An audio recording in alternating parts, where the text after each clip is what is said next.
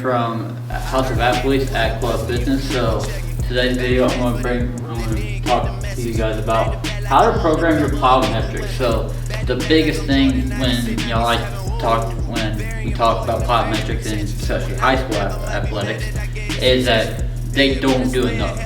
Absolutely, high school is probably one level that they really don't do enough. They focus on how much can I lift, how much can I bench, how much can I squat and deadlift and all that, which that's great. Yeah, you need that base level of strength, but also plyometrics need to be a main focus, because like strength's one thing, but jumping and sprinting and all that is what is actually sport specific, can be sport specific, and is going to actually translate over to the field more than strength, because there's been so many times, like when I was playing, college, is like, or even high school, like we had guys that would, bench, squat like a hell weight, but when they got in the field, it didn't transfer. Why is that? Well, when it comes to plyometrics, I break it down into 3 phases. We're going to talk about phase 1 today, which is absorption. Being able to absorb the ground. Before you can produce force, you have to learn how to absorb it. And also, it helps with prevention injury. Being able to jump properly, land properly, and absorb the ground through an eccentric motion is so much beneficial when it comes to injury prevention.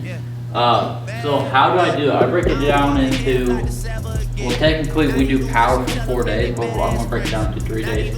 So day 1 is your bilateral. Bilateral 2 feet, pretty much.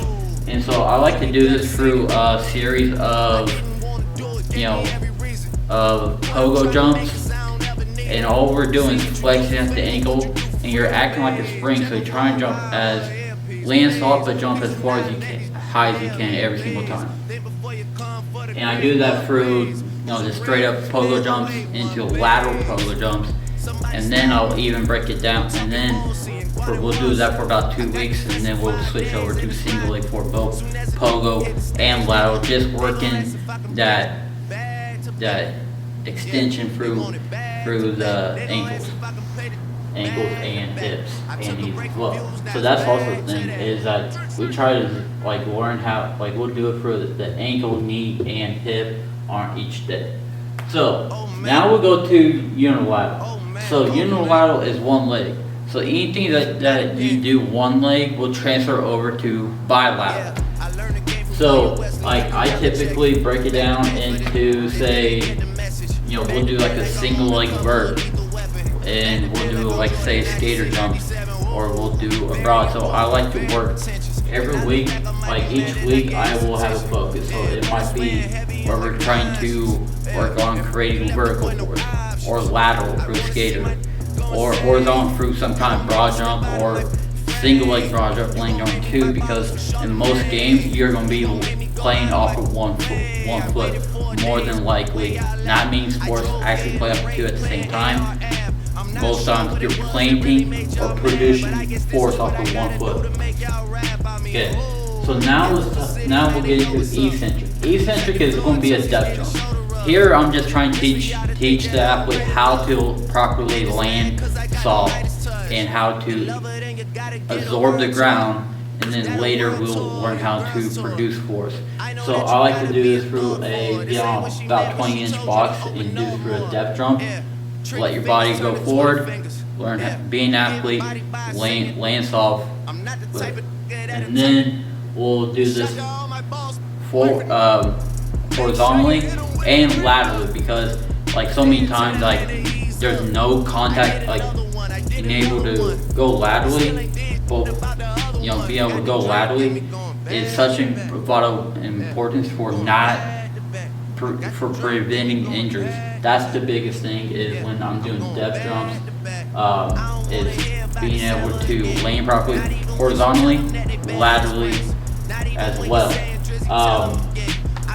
And then also within each day, we're also working I'm still trying to work max effort jump in a bilateral and unilateral sense, in form of a box jump, seated box jump, you name it, and also unilaterally in a single leg box jump, skaters, frogs, everything like that. So our main goal is to learn how to absorb the force, because in phase 2 we learn how to react off to that force.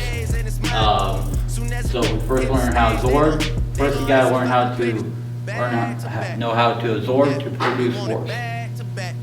So that's the biggest thing, is learn how to absorb in order to produce force, and then we learn how to react off of the ground, produce that force as well.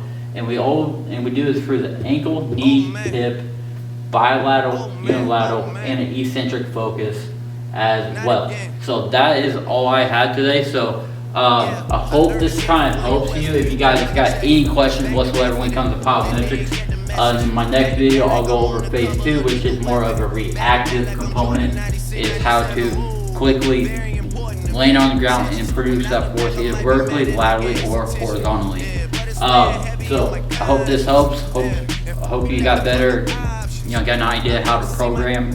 If you want more of a detailed on exactly how I program this, drop. That's everything I had. So if you guys got any questions whatsoever with programming plyometrics for phase 1, just drop a comment, shoot me a DM on Instagram as well. Make sure you like, comment, and subscribe to his channel as well. I'll catch y'all next time. Out.